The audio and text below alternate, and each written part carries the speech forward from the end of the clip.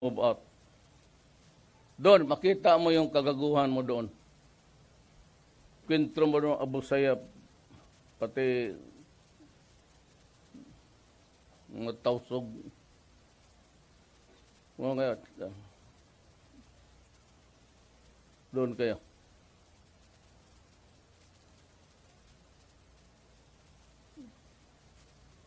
Tangina ninyo. Buisit kayo. Ano, 2 taon lang sa pulis, gusto kotse kaagad. Gusto ng bahay. Pero mga maggago na ulol kayo. Kaya nga nag-i-standby, nagpapatrol na, nandyan sa mga barbar. Kaya yung mga magaganda dyan, gusto ninyo, inyo. Wala kayong pera, ayan. Ewan ko ilang tao na pinatay ninyo na inosente na walang kamuang-muang. Pero kung hindi ko kayo palusutin, totoo lang. Pag ninyo akong hamonin ng barilan, talagang papatulan ko kayo mga putang ina ninyo. Hintayin ninyo ako, 6 years from now, kikita tayo ulit. Let's say kayo. Sabi ko, hindi ako yung presidente na galing dito, ha? Yung mga pitsugin. Na pinipini lang ng mga mayaman dito sa Manila kung sinong kandidato nila. Ako'y hinalal ng tao. Hindi ba matalo sa pagmahal lang sa pulis? Kita mo ang Davao. Walang abusado, walang checkpoint, wala lahat. Buhay ng mga tao doon,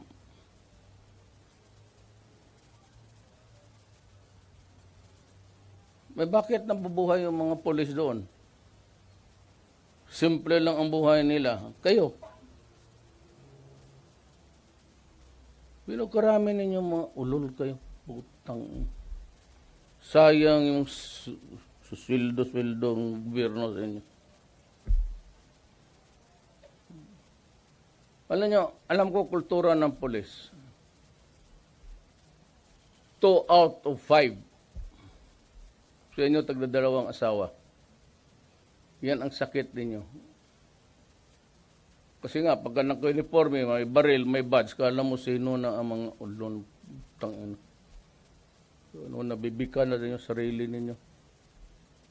Galit si Pangulong Rodrigo Duterte nang humarap sa may 100 airing policemen sa Malacanang grounds. Ipiniresenta sa Pangulo ang mga pasaway na pulis mula sa NCRPO, Police Region Office 3 at 4A. Patay ang walang kalaban-labang mag-ina matapos malapit ang pagbabarilin ng isang pulis Parañaque sa barangay Kabayausan, Paniki, Tarlac kahapon. Nag-viral ang pamamaslang ni Police Master Sergeant Junel Nuesca ng Parañaque Laboratory kina Sonia Gregorio, 52, at anak na si Frank Anthony Gregorio, 25. Nabidyohan ang pagtatalo ng may handgun na si Nuesca at ang mga biktimang pinagbobordahan ng bala sa harap mismo ng kanilang pamilya. Pero matapos ang insidente, agad namang sumuko si Nuesca sa Rosales, Pangasinan Police Station at ngayon ay nasa custody na ng Paniki Municipal Police Station. Ayon sa Tarlac Provincial Police Office, isa sa mga tinitinang motibo ng pamamaril ng naturang pulis ay away sa lupa. Alam mo, hindi ko maintindihan kung kayong mga kriminal nakapasok sa pulis. Alam mo, sana ang pulis maganda ang reputasyon. They have improved on their image a lot. Tumaas na yung respeto ng taong bayan sa ating mga pulis. Kayo yung ang salot ng kung ano, hindi maintindihan kung Kabilang sa mga kaso ng mga iniharap sa Pangulo ang kidnapping, rape, robbery, extortion, illegal drugs, non-appearance on court duties, grave misconduct, and non-performance of duties. Labis na nadismaya si Pangulong Duterte nang patayin pa ang kidnap victim ng pulis. Babala pa ng Pangulo na may sarili siyang special unit na magbabantay sa mga pasaway at tiwaling pulis. I will review your cases. Kayong may mga kasalanan na sindikato sa droga, sindikato sa korupsyon. Meron akong special unit habang buhay, bantayan kayo. At pag nagkamali kayo ng konti, sabihin ko, patayin kayo. Gate ng Pangulo, mainam na huwag na magpiyansa mga ito dahil mas ligtas anyang taong bayan kung sila ay nakakulong. Kayong doon sa may kaso, huwag na kayong mag-bail. Huwag ninyo akong sisiyon. Huwag na kayong magpiyansa, magtiis kayo dyan sa loob. Mas safer ang Pilipinas kung nasa loob kayo. O kung hindi, patay kayo.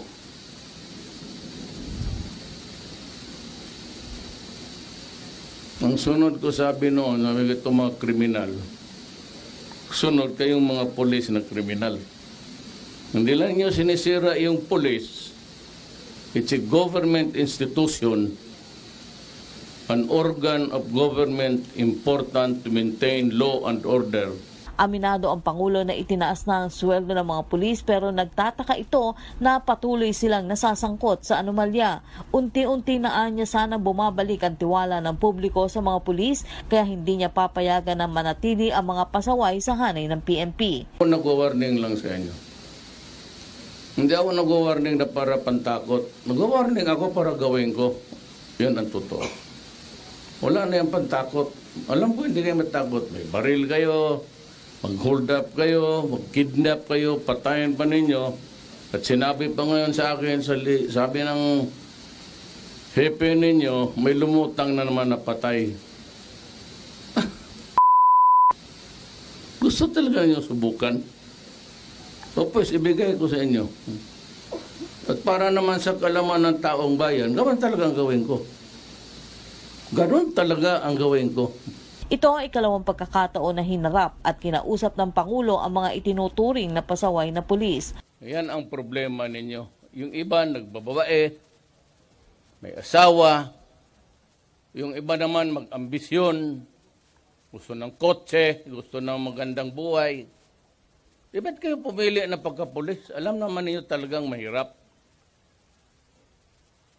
Mahirap talaga ang pulis. Entry fee ninyo lang. Kaso, nag-aambisyon kayo ng mas malaking kita. Kunin nyo dyan sa mga vendor, sa mga driver, kung anong kaputahan, magkapera lang. Minsan hold up, minsan mga inosenteng tao, sinisita ninyo kung ano-anong kalukuhan na sinasabi ninyo. Yung makita ninyo yung mga nakaparking dyan, babae at lalaki, naghalikan lang, huli ka agad. Ang pakialam ninyo.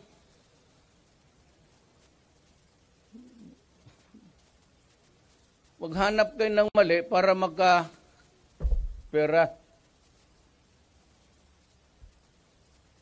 Gusto ko yung ihulog dyan putang inang Pasig na yan. Pero wag na lang kasi itong human rights, kung anong nakikita naman sa buhay ng isang taga-gobyerno na gustong disiplinahin kayo. Gusto ko palinisin ko kayo ng magbalik kayo dito, mag-swimming trunks. Linisin ninyo yung Pasig River. Inumin ninyo kasi madumi. Putang ina kayo.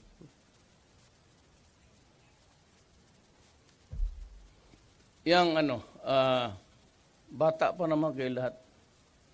Kailangan ko ng pulis sa South. Kulang ang pulis sa Basilan kasi mayat maya pinagpaputok-putok yung mga istasyon doon, ubos. Kayo, lahat, ngayon nandito. Kasali kayo sa task force sa South. Padala ko kayo sa Basilan. Tumira kayo doon ng mga 2 taon.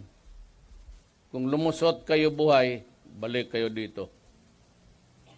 Kung doon kayo mamatay, sabihin ko sa pulis, wag na magasto na para dalhin pa kayo dito, doon na kayo ilibing. Wala naman kayong mga... Doon niyo pakita yung kalokohan ninyo. Hindi ako mag-retraining. Anong retraining ko sa inyo?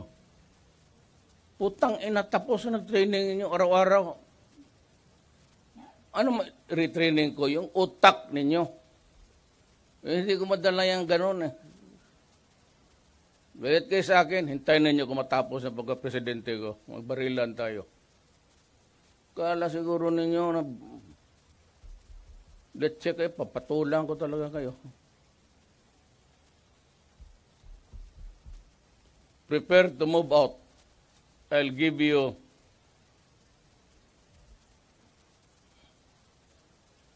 2 weeks from now, 15 days. Ano na kayo, start to move out. If you do not want to go there, go to your superior officer and tell them that you are going to resign.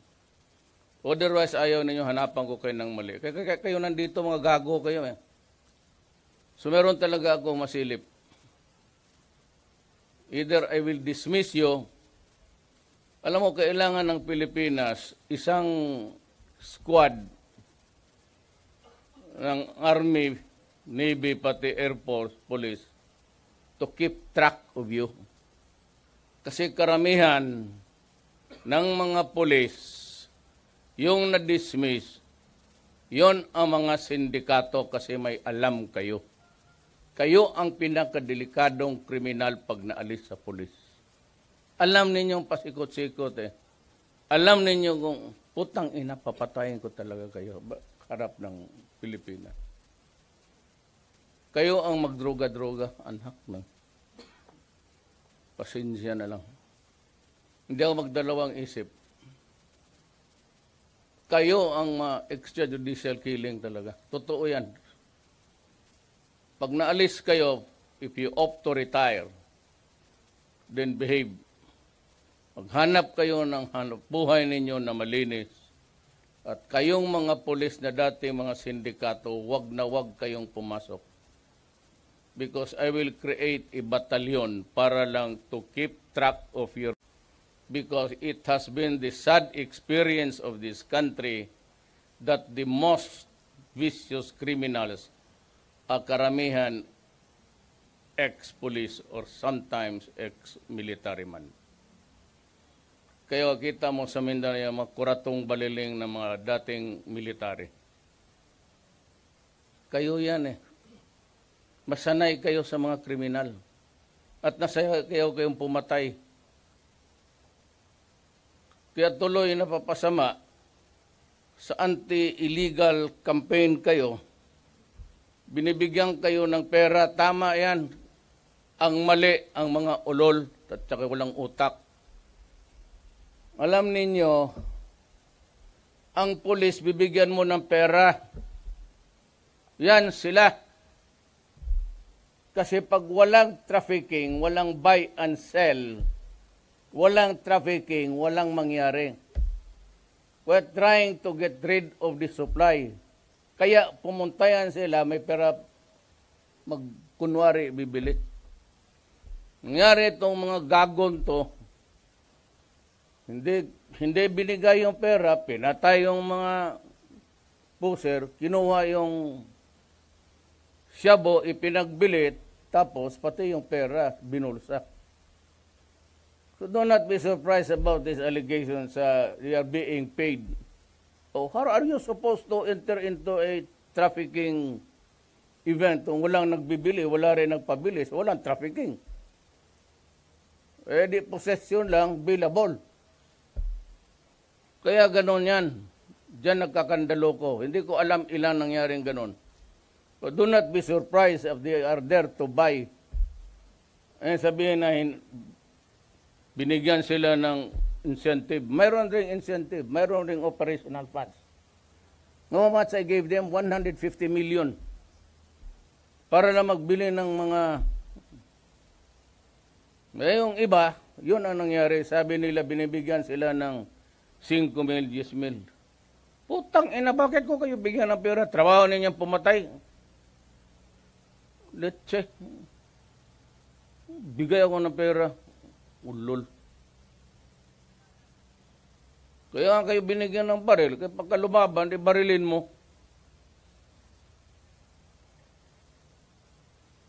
Daan ako ng Pasig River. Wala akong nakitang water lily.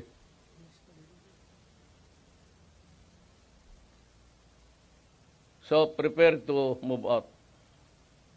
Doon, makita mo yung kagaguhan mo doon. kwentro mo ng Abu Sayyaf, pati mga tausog. Mga doon kayo.